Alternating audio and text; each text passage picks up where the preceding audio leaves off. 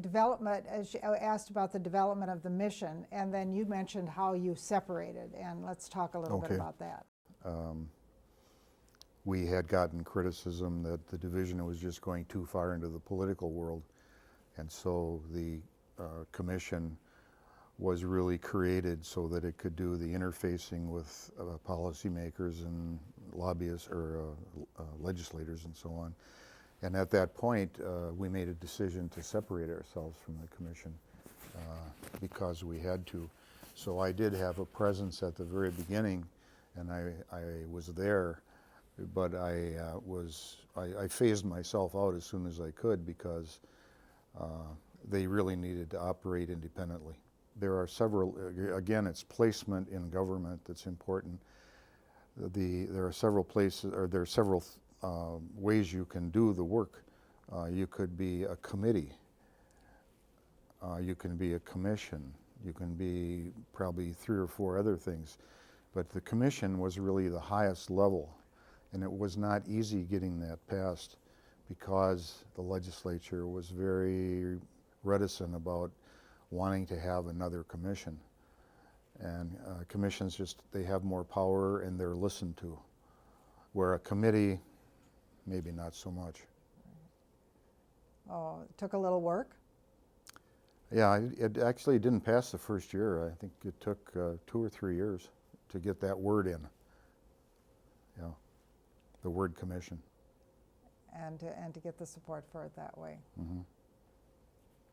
Right. But you stayed the course. You didn't say, no, we'll accept committee or we'll accept something else. No, that was not an option for the deaf community. They were absolutely convinced that that's what needed to happen, and they stuck with it, and it did happen. Yeah, it did.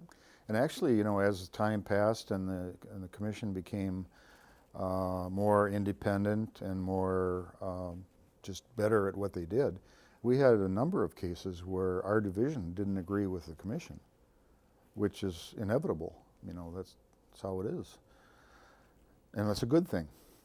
So, I mean, we, at the end of the day, the division has to support the Department of Human Services, and they have their mandates and they tell us what has to happen, but that may or may not be in the best interest of the people we serve, and so that's where the commission comes in.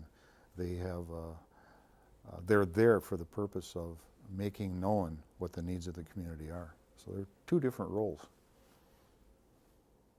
Is the commission more of an advocacy organization? Absolutely. Okay, it is 100% advocacy. So you see it out there, maybe identifying issues that need to be dealt with, being active in working with the community that way?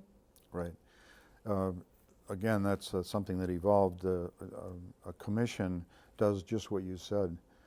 A better commission not only identifies the needs, but does the research to support it and writes the legislation so that it can pass, and then lobbies the legislators and educates the community. And that's what this one does. So it's... They've done some excellent work. I think if I were to rank nationally, I think Minnesota's is #1.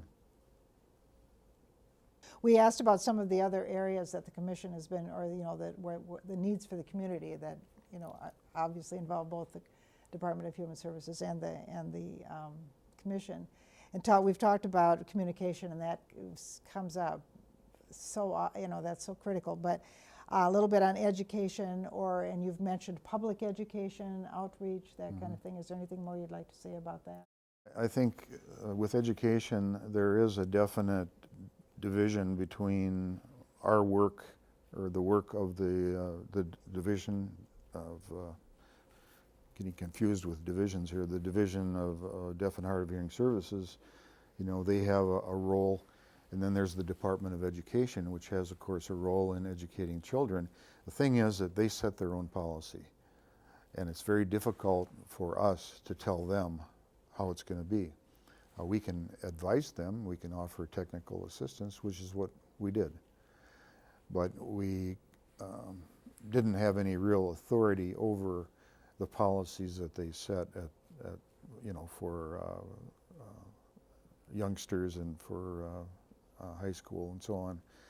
There are some federal mandates that address that, but here again we go right back to the commission again, where they can recommend to them changes without any conditions, and they can lobby to make those changes happen. And the Department of Education doesn't necessarily have to agree with them. But our department here, we have no influence, or very little.